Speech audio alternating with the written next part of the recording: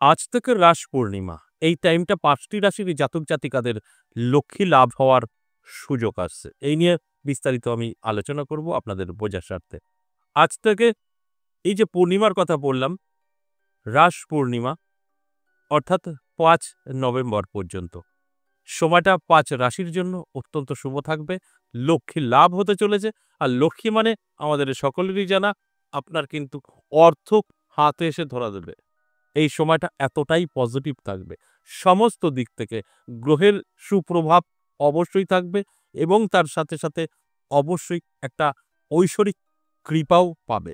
আর আপনারা অনেকেই জানেন এই টাইমটা যে যোগগুলো তৈরি হচ্ছে বহু বছর পর, প্রায় ৭২ বছর পর এই শুভ যোগে ভাগ্যের পরিবর্তন কিন্তু ঘটবে এই ৫ রাশিরই জাতক জাতিকাদের। বিস্তারিত যদি বলতে চাই কিভাবে কোন যোগ কোন দিক থেকে আপনার জীবনের পরিবর্তন, তাহলে অনেক বড় হয়ে যাবে ভিডিও। আর আপনারা এই ছোট ভিডিওগুলো ঠিকঠাক মতো দেখার চেষ্টা করেন না, কেটে কেটে দেখেন, সেখানে গিয়ে কোনো লাভই হয় না। তাই আমি শুধু মেন আলোচনাগুলোই আপনাদের সঙ্গে করব। বেশি কথা বলবো না, শুধু বলবো এই ৫ রাশির জাতক জাতিকাদের অ্যালার্ট থাকতে। কারণ অ্যালার্ট না থাকলে আপনার জীবনে পরিবর্তন আসবে না। আমি প্রত্যেকটা ভিডিওতে একটা কথাই বলি, আমার আলোচনা মানেই আপনাদের অ্যালার্ট করা। আমি বলছি যে এই ৫ রাশি ধনবান হবে, লক্ষ্মী লাভ হবে, আর এই ৫ রাশির জাতক জাতিকারা সকলেই একসাথে শুনে ভীষণ আনন্দ পাবে, ঘরে শুয়ে থাকবে, কর্ম করবে না। আমার তো বিশাল ব্যাপার, লক্ষ্মী লাভ হচ্ছে। তাহলে কি হবে? কিছু পাবেন না, জিরো। আর যদি এইভাবে এই আলোচনাগুলো শোনেন আর আপনার জীবনে অ্যাপ্লাই করেন, যেটা উনি বললেন, এই ৫ রাশির জাতক জাতিকাদের উদ্দেশ্যে বলছি যে আমাদের লক্ষ্মী লাভ হবে এই টাইমে, তাহলে তো অ্যালার্ট থাকা প্রয়োজন। অ্যালার্ট থাকবেন, সুযোগ সুবিধা তো অবশ্যই আসবে, সেগুলোকে গ্রহণ করবেন, চেষ্টা করবেন পজিটিভ সময়টাকে নিজের জীবনে অ্যাপ্লাই করতে। 100% সফলতা পাবেন। অর্থাৎ কখন ভালো সময়, কখন খারাপ সময় সাধারণত আমাদের জানার কথা না। আমি বা আমার মতো যারা আছেন এইসব নিয়ে আলোচনা গবেষণা করেন, তাদের জানার কথা। সেটাই আমি জানানোর চেষ্টা করি। তারপরে কিন্তু পরিশ্রম আপনাকেই করতে হবে। যদি মনে করেন যে না উনি বলে দিয়েছেন আমি পেয়ে যাব, ঘরে বসে থাকি, তাহলে কিন্তু সম্পূর্ণ ভুল, কিছুই হবে না। এই আলোচনা হয়তো আপনার কোনো কাজে নাও আসতে পারে। অবশ্যই আলোচনা করব, আলোচনা থাকবে। তার আগে আমার সাথে কিভাবে যোগাযোগ করবেন সে বিষয়টা একটু বলে দিই। নমস্কার, জয় মা কামাখ্যা, জয় মা তারা। যারা ভীষণভাবে বিপদে আছেন, কোন দিকে যাবেন, কি করবেন আপনি সঠিকভাবে বুঝে উঠতে পারছেন না। আপনি শত্রু দ্বারা ভীষণভাবে ক্ষতিগ্রস্ত।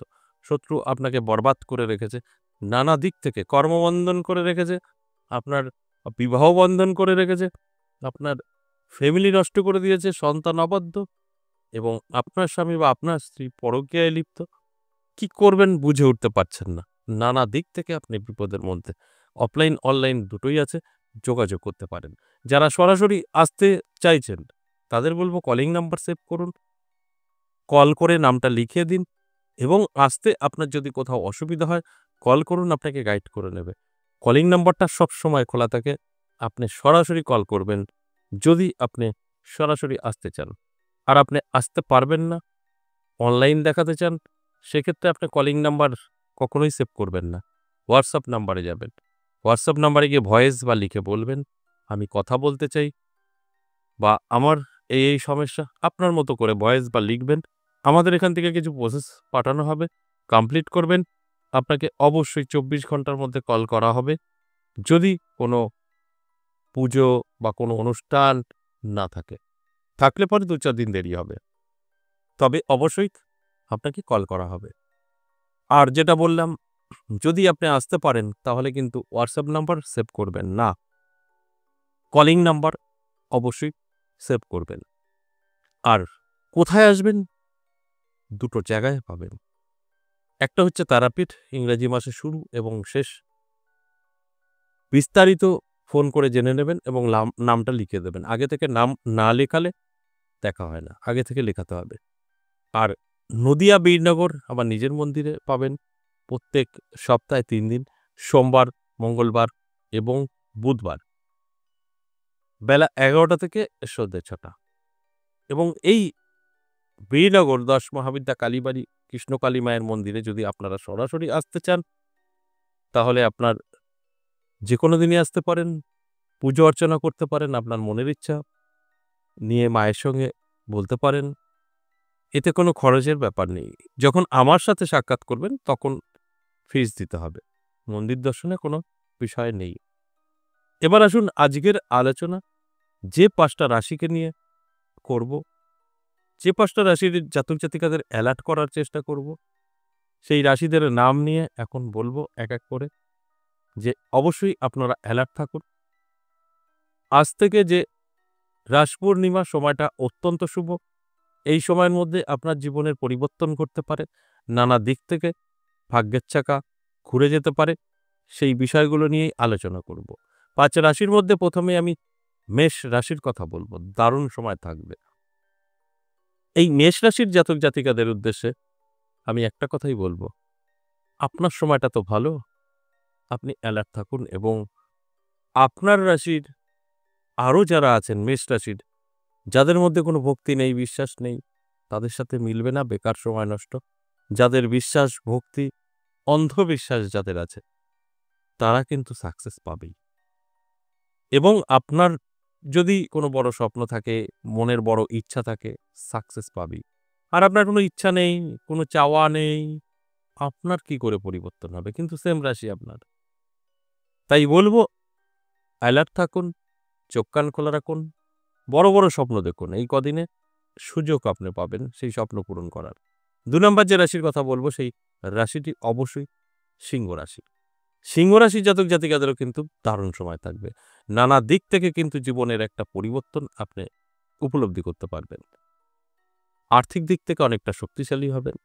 এতে কোনো সন্দেহ নেই। এর জন্য অ্যালার্ট থাকতে হবে, চোখ কান খোলা রাখতে হবে, পরিশ্রম করতে হবে।